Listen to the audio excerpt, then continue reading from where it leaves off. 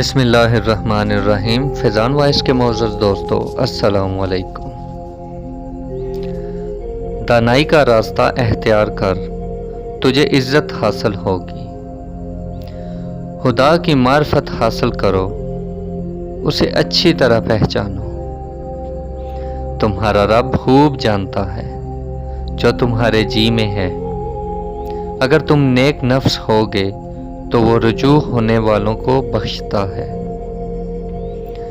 جو کام خدا کے لیے کر، اس میں بندوں کا خوف نہ کر۔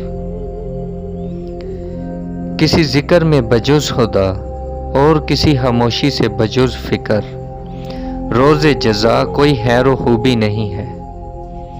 جب کسی انسان میں یہ 5 خصلتیں دیکھو تو سمجھ جاؤ کہ وہ اللہ کا ولی ہے۔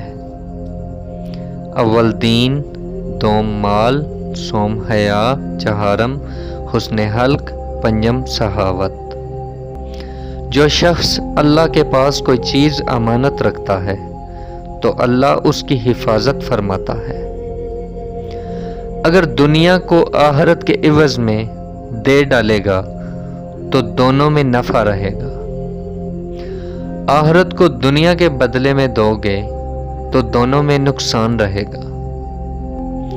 دنیا ایک گہرا سمندر ہے، اس میں بہت سے لوگ ڈوب گئے، اور تم دنیا میں اپنی کشتی تقویٰ کو بناؤ اور ایمان کو اس میں رکھو اور توکل کا بادبان چڑھاؤ تاکہ مجھے طوفان سے نجات پاؤ۔ گو مجھے معلوم نہیں ہوتا کہ نجات ملے۔